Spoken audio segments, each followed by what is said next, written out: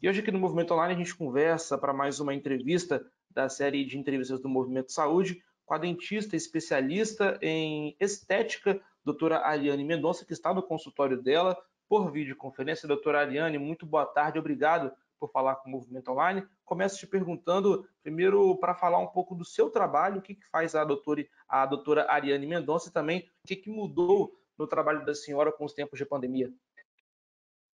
Olá, boa tarde. Bom, meu nome é Ariane Mendonça, eu sou dentista, especialista em dentística. Dentística, a gente cuida da parte da prevenção, né, e também um pouquinho de estética. E faço alguns procedimentos também de harmonização facial. Bom, desde que a gente entrou em quarentena, a gente teve uma redução, né, do número de pacientes aqui no consultório, a princípio. Nós estávamos atendendo apenas os procedimentos de urgência e emergência, como recomendado pelo Conselho Federal de Odontologia, né? Depois que as coisas começaram a retomar aos poucos, nós também voltamos a retomar os atendimentos. A nossa rotina, né, de cuidados com a biossegurança continua basicamente a mesma, porque a gente já tinha esses cuidados. Foram acrescentadas algumas coisas, né? Por exemplo, a máscara N95, que a gente utilizava antes apenas a máscara descartável, e aquele protetor facial também, e o jaleco descartável, né? Foram os acréscimos que nós fizemos para conseguir para a gente poder manter os atendimentos numa segurança maior. Um outro ponto também, nós aumentamos o intervalo entre um paciente e outro, para a gente conseguir fazer toda a higienização do consultório, para não haver aglomeração também de pacientes na recepção e nem aqui dentro do consultório. Então, a gente deixa um intervalo maior. E a gente prioriza sempre os atendimentos que são mais urgentes. Foram liberados os procedimentos estéticos, né? Então, nós voltamos a realizar. Na verdade, assim, o que nós estamos evitando de fazer são os procedimentos que geram muito aerosol, que nada mais é do que partículas, né, de água, de saliva junto do paciente que ficam no ar por muito tempo, né? Então, por exemplo, a limpeza é um procedimento que a gente está tentando evitar de fazer nesse momento agora, a não ser que realmente seja necessário, que o paciente precise, né? Então, as mudanças que nós fizemos foram essas.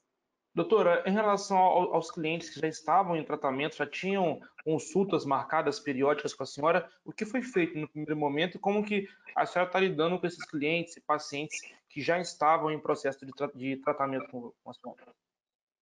Então, no primeiro momento, logo quando foi decretada a quarentena, nós suspendemos, né, todos os atendimentos, entramos em contato com todos os nossos pacientes e suspendemos. A partir do momento que as coisas começaram a voltar ao normal, nós fomos entrando em contato com os pacientes que tinham algum procedimento mais urgente a ser resolvido, né, a ser feito.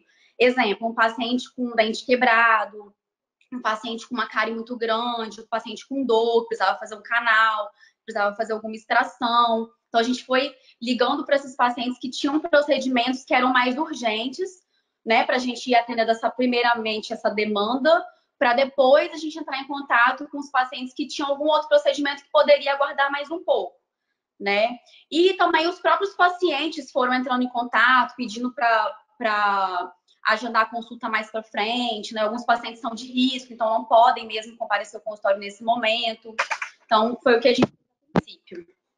Entendi, doutora. Em relação a uma ferramenta usada por muitos médicos e profissionais da área da saúde nesse momento de pandemia, é isso daqui, a videoconferência, mas em vez de ser uma entrevista como essa, é uma consulta entre médico e outro tipo de especialista e o paciente. A senhora tem usado esse artifício para alguns casos? Como é que a senhora enxerga e vê esse atendimento virtual nos pacientes da sua área? Aqui no consultório, alguns pacientes, eles comunicam muito com a gente pelo WhatsApp, né? Então, alguns pacientes mandaram mensagem, doutora, eu tô sentindo dor, né? E aí, a princípio, a gente tenta fazer, instruir o paciente pelo WhatsApp, né? Perguntando os sintomas, para ele descrever o que realmente está acontecendo. passou numa medicação a princípio, né, para aliviar a dor, caso seja o problema seja a dor. Então, a gente está tentando resolver pelo WhatsApp, numa conversa com o paciente. E aí, se houver realmente a necessidade dele vir ao consultório, aí a gente agenda, né? Então, a gente está tentando evitar que o paciente venha sem necessidade ao consultório. Entendi. E a senhora disse que tomou algumas medidas de prevenção, como aumentar esses intervalos de consulta, fazer ali uma pré-agendamento de pacientes que podem sair de casa. A senhora acha que depois da pandemia do coronavírus, além desses cuidados de higiene, o que vai ficar de lição para os futuros atendimentos depois que isso tudo passar, doutora? Bom, acho que a questão dos cuidados, né? A utilização, por exemplo, da máscara N95, eu imagino que vai permanecer. Essa questão de deixar um intervalo um pouco maior entre um paciente e outro, né? Justamente para a gente não ter essa aglomeração de pessoas, para a gente conseguir. Assim, a biossegurança é algo que já tem na odontologia, já faz parte da nossa rotina, né? Desde que a gente se entende por dentista. Mas hoje em dia a gente está tendo que redobrar esses cuidados, ter mais atenção. Então, acho que a lição que fica disso tudo é justamente com a rotina do dia a dia, talvez algumas coisas passem desapercebido, né? Porque a gente entra num ciclo vicioso. Então, acho que o corona veio para alertar a gente, né? Que o perigo está aí a todo momento, é invisível. Então, assim, nós agora já tínhamos uma biossegurança, agora nós estamos redobrando essa biossegurança. Esse é o primeiro ponto. E acho que o segundo ponto também é essa questão do atendimento online, né? Pelo WhatsApp, que era algo que não podia antes.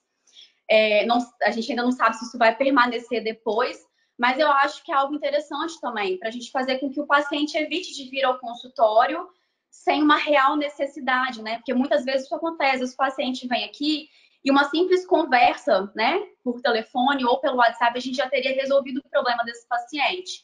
Então, são duas coisas que vão ficar aí que eu acho que vão permanecer depois que tudo passar. Isso daí são os novos tempos para todas as áreas, inclusive essa área. A gente brinca que as coisas não vão voltar mais ao normal. Esse é o nosso normal agora. Isso, tem que se acostumar com esse novo normal. Doutora, muito obrigado pela entrevista, muito produtiva. Espaço aberto para a senhora fazer as suas últimas observações, algo mais a acrescentar. Desde já, muito obrigado. Eu que agradeço a oportunidade de falar aqui um pouquinho. Bom, nós estamos esperançosos que isso tudo passe o mais rápido possível, que a nossa vida possa, se é que vai voltar ao normal, né? Esse é o nosso novo normal, mas assim, a gente retomando aos poucos e dizer para os pacientes que nós estamos aqui, eles não estão perdidos, né? Assim, sem um profissional que possa acolher, nós estamos aqui tomando todos os cuidados possíveis para poder ajudar sempre que for necessário. É isso, doutora, muito obrigado. Obrigada.